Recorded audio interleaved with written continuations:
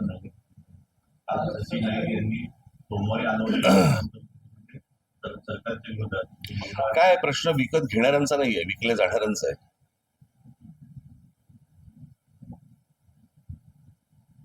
हो की नाही? आता देहविक्रीला जर समजा हे तयारच असतील तर गिराईक आहेतच.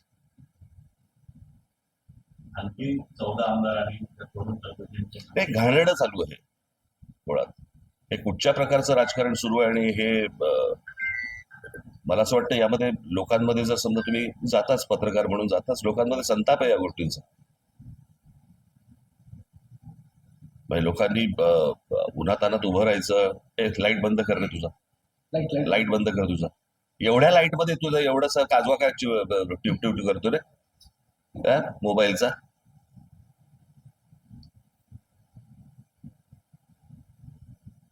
काय बोलू तुम्ही सर? हा, हे काही चांगलं राजकारण नाही चालू आहे. आणि याचा भविष्यात आत्ता जे काही भारतीय जनता पक्ष पायंडे पाडतंय काय, हा मी मागे पण म्हटलं होतं की ते आपण पत्त्याचा बंगला करायचं ना पूर्वी पत्त्याचा, तसा हा उलटा आहे. त्याच्या खालचा जो पत्ता आहे तो नरेंद्र मोदींचा आहे. तो एकदा सटकला की सगळं कोलॅप्स आहे. कळलं का? आज ठीक आहे, ते त्याला तुम्ही भक्त म्हणा, काही म्हणा, काही काही असतील गोष्टी, परंतु जे काय आज टिकून आहे ते नरेंद्र मोदींवरती टिकून, या बाकीच्यांवरती नाहीये. आणि अशा गोष्टींमध्ये तुम्ही ज्या प्रकारचं भयानक राजकारण करतात, खेळतात, हे त्यांनाही अंगाशी येणार आहे. महिला आरक्षण हे पहिलं एक ते कोणासाठी सुरू आहे, कोण करते याच्या मागे, कळलं का? हे सगळं अमित शहाचं राजकारण सुरू आहे. मी मागे आता माझ्या भाषणात म्हटलं नाही का, आता शिवसेनेचे 6 खासदार फोडले, भाजपमध्ये का नाही गेले? टीएमसीचे 22 खासदार फुटले, वेगळा गट का केला?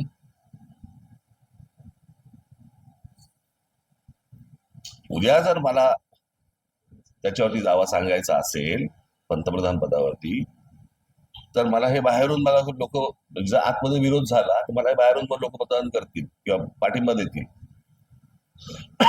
दुसऱ्याने जर समजा कोणी दावा सांगितला तर मी हे जे उभे केलेले आहे त्यातला कोणी सपोर्ट करणार नाही.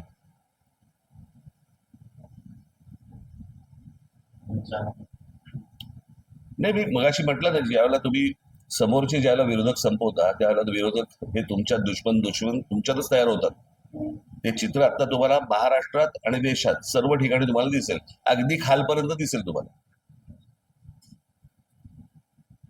बेधुंद सत्ता ज्या वेळेला येते त्यावेळेला माणसं अशी वागायला लागतात.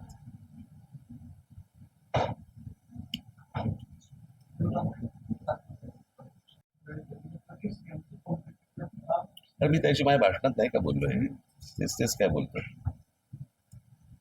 पाऊस पहिल्याच पावसामध्ये मुंबई आधी मुंबई बऱ्याच पाणी असते आणि बऱ्याच चेंबूरमध्ये बसमध्ये झाडं कोसळलं, ठाण्यात जरा मोठा असा आणि अनेक ठिकाणी आता झाडं कोसळलं. याचं कारण तुम्हाला आठवत असेल कदाचित, किंवा तुम्हाला मी गेली अनेक वर्ष या सगळ्या शहर कसं उभं राहतं, कसं उभं राहिलं पाहिजे याच्यावरती अनेकदा मी बोलत आलेलो आहे. या शहराच्या उभारणीकडे कोणाचंही लक्ष नाही. बिल्डरांना फक्त प्लॉट देत राहणं, विकत राहणं, त्यातनं पैशातून राजकारणातून या सगळ्या गोष्टी, एवढंच फक्त महाराष्ट्रामध्ये सुरू आहे. लोकांना चांगलं आयुष्य मिळावं याच्यासाठी म्हणूनचा काय कुठच्याही गोष्टी सुरू, नुसते रस्ते आणि पूल यातनं शहरं उभी होत नसतात. आपल्याकडे डेव्हलपमेंट प्लॅन येतो पण टाउन प्लॅनिंग होत नाही. आणि त्याच्यामुळे कुठेही रस्ते बांधा, तर किती उंचावरती बांधताय, त्याच्यात पाणी कसं जात आहे, वेगळा विषय आहे. त्याच्यावरती मी तुम्हाला एक तासभर बोलू शकेन. अख्खा कोणाचं लक्षच नाही हो. फोडाफोडीचं राजकारण, राजकारणाचा पैशाबंद राजकारण, एवढंच फक्त सुरू आहे महाराष्ट्रामध्ये आणि देशामध्ये. निवडणुका निवडणुका निवडणुका. येणाऱ्या काळात सिमेंटच्या जंगलातच आपल्याला राहायला लागेल का? आता कुठे राहताय? सिमेंटवरतीच नाही, आता कुठे राहताय? येणाऱ्या काळात वाढत चालली. मग आता कुठे राहताय? कुठे आता तुम्ही? झाडांच्या जंगलात.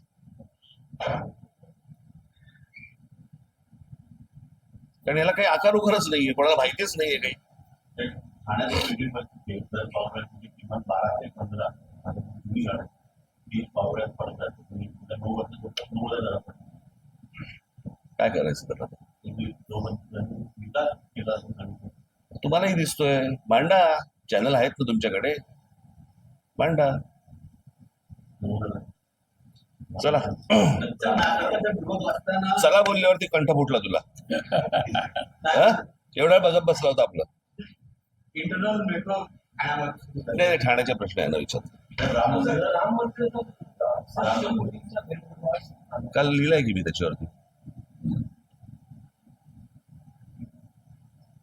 टीव्हीचे पेपर फुटलेले आहेत. त्याच्यावरती पण लिहिलं. सर, मुख्यमंत्री एकनाथ बोललो ना त्याच्यावरती तुम्हाला. मुख्यमंत्री एकनाथ शिंदे पुन्हा मुख्यमंत्री होते का या सगळ्या ते आज दिल्लीला मीटिंग करणार आहेत.